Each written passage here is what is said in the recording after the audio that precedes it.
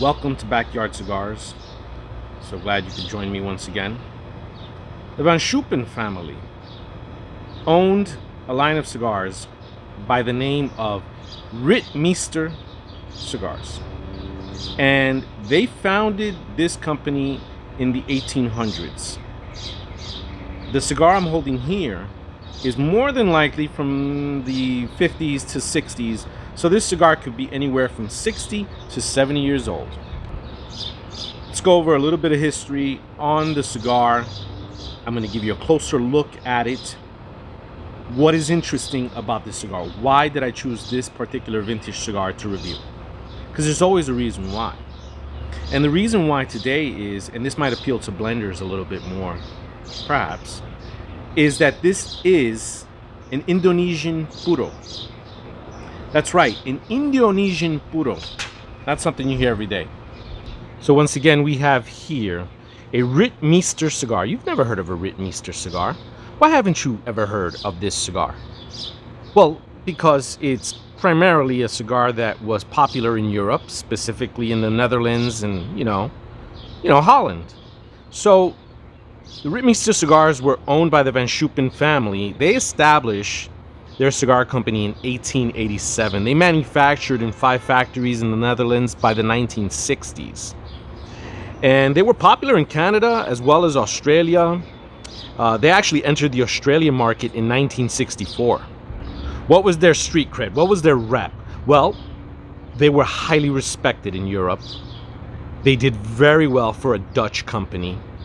And they were held in high regard, and for a lot of reasons. During the 1950s and 60s, when a lot of cigar companies were turning to homogenized leaf and machine rolling, Ritmeester prided themselves on hand rolling and the use of all natural tobacco. As a matter of fact, that was one of the famous ads about Ritmeester, is that they had all natural tobacco at all times. And in 1967, Johnny Hopkins had an article published in the Calgary Herald where it's talked about how Ritmeester is still practicing the dying art of the hand-rolled cigar. In this particular article, it mentions how Ritmeester cigars are 100% Indonesian tobacco. Now, by the 1970s, the Gallagher Company buys control of Ritmeester, and by 1976, Gallagher is recruiting salesmen and saleswomen to develop the brand and increase sales for the Ritmeester brand. One particular book, The Ultimate Cigar Book by Richard Carleton Hacker, mentions Ritmeester as being from Holland and one of the world's premier Dutch-type cigars using 100% tobacco.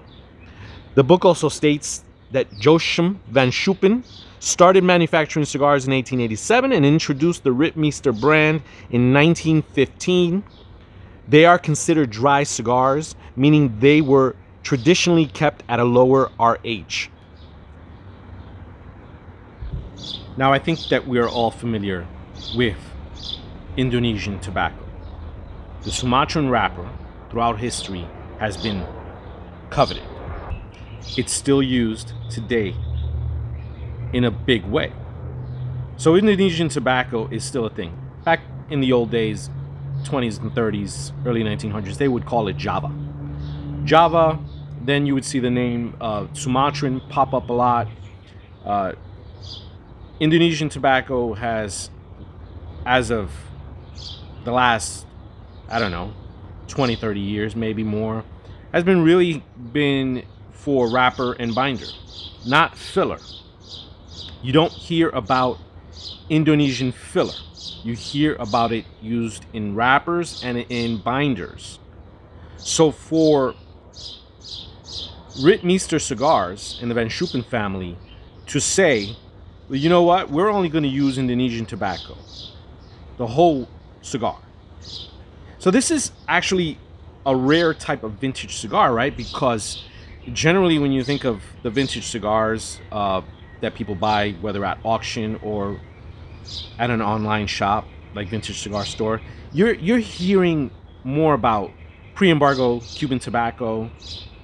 You're hearing maybe about some some tobaccos from Brazil blended in with other tobaccos. Maybe you hear that, but generally you think Cuban. And if you want to go a little further, Cuban Puerto Rican, because that was a famous blend back in the days. And of course, you hear a lot about Sumatra as the wrapper and binder.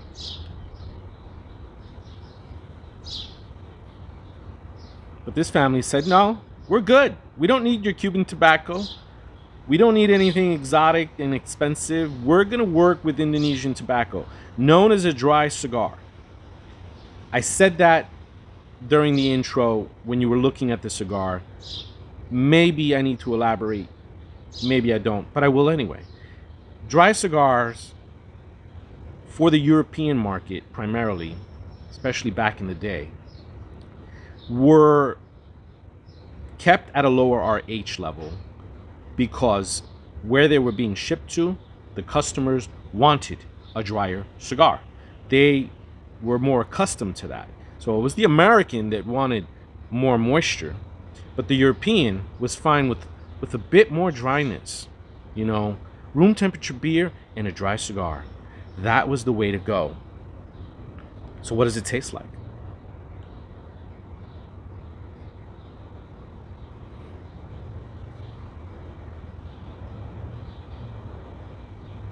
No cardboard. That's good. I always say that, right? And you probably hear me say that and say, well, is that the element of surprise there? With a vintage cigar, you're either going to get cardboard or you're going to get some flavor. I say that jokingly, but that's just in reference to flavors that are kind of musty and overly hayish, if that's even a word. But you get a sense of this sort of general neutrality within the tobacco, where you're not getting any spice or pepper or possibly any sweetness.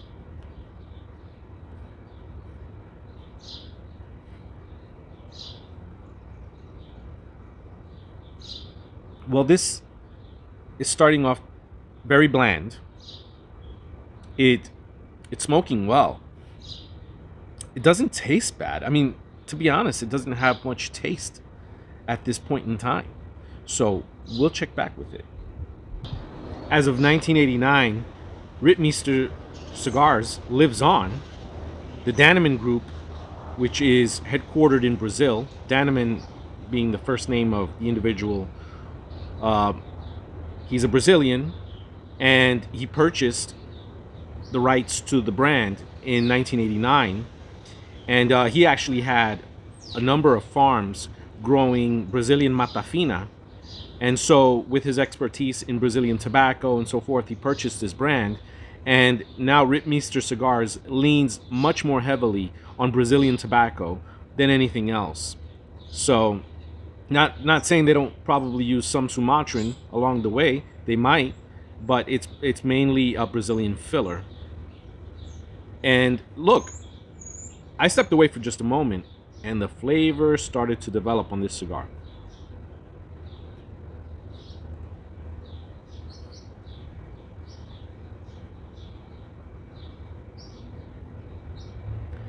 Yeah, there's a little bit of spice in the finish. A little bit of cedar as well.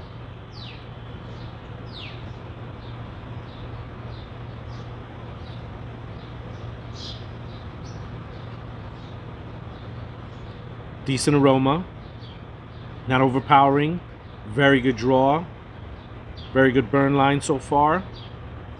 It's mild. It's mild to medium. It's a short finish so far, so I'm not getting much in the finish. It's mild but flavorful, and the flavor seems to be developing as we speak.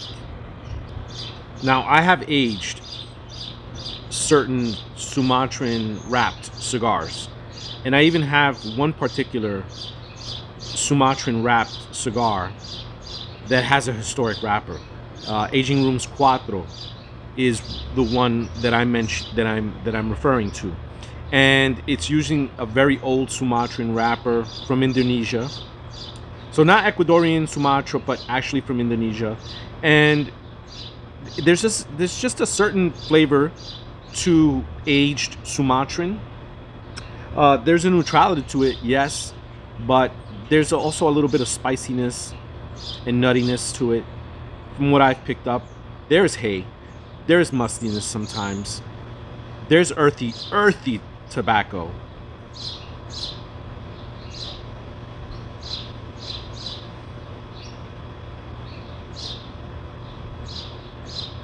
And a really, really smooth retrohale.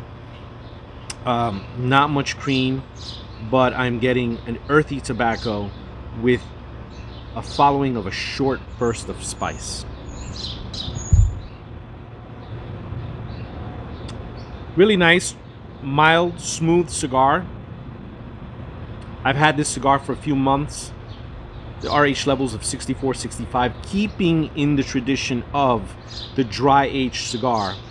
I felt it was essential to continue its aging at a lower RH. Generally, when aging cigars, you want to go lower RH anyway. But if you have a cigar that was especially dry aged cigar, then you want to continue that. I did give this cigar the wet rinse, and I don't know if it really needed it, but sometimes you feel the wrapper and it feels a little delicate, or it just feels like maybe when I snip it, it might cause a crack. I don't know. You just get a hunch with these type of things. So I gave it a little dry wet rinse, let it dry for 10-15 minutes, and it was pretty good. If I could compare it to anything right now, I mean, this is a Corona Vitola, so you get, you know, the ratio with the wrapper to the filler, but in this case, it's all Indonesian. I'm just getting a really earthy, smooth, mild to medium bodied cigar. It's not mild the way you might think it's mild. It's giving a little bit of flavor. It's giving you a little bit of strength. There's a spice note in that finish. It's like a, you know, you've got, I know you've got notes of cedar going around, but you've got like this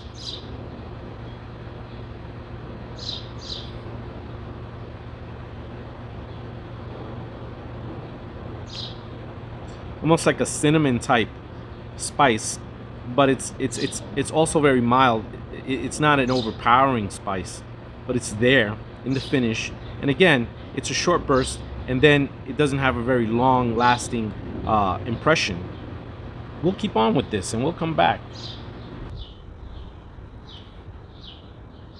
Not bad. That spice note that resembles like something like a cinnamon or something like that, that's there, and it sticks a little bit more on the tongue, and it's not bad. It's just a nice, generally earthy tobacco with that, and nothing else going on. But the Van Schupens, I wanted to tell you this because this was interesting. The Van Schupens were not just dedicated to making fine Indonesian cigars. They were also very good people. I found a book, and this book is called Hidden Like Anne Frank, 14 True Stories of Survival, written by Marcel Prins and Peter Henk Stenhius. And it mentions Ritmeester cigars. Van Schuppen family were actually hiding Jewish citizens from the Nazis. Employees for the Van Schuppen family also aided in keeping families safe and hidden as well from the Nazis. So there's that, which goes to show that there are people that care, right? People that actually did something and aided and saved lives. And that goes a long way. And that's forever part of their legacy, of their history. And I respect that. And I think that's great. I really do.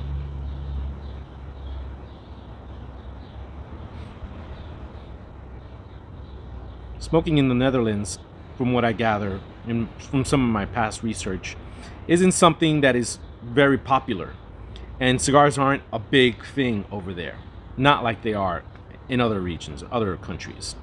And I did read a report in another book that sometime in 2017, they were trying to ban cigars, and they pinpointed Ritmeester cigars as one of the cigars they wanted to ban. Well, folks, this is the end of the ride. It stayed very consistent from after the first inch, from the first to the final third. Just pretty much a general earthy tobacco, some mustiness, a little bit of hay, zero sweetness, spiciness, specifically a cinnamon cedar type note that I got in the finish. It was an okay cigar. There was nothing to complain about here. For a cigar that's 60 to 70 years old, not too shabby. Not too shabby. Would have liked a little bit more cream, but then that's just me and my preferences.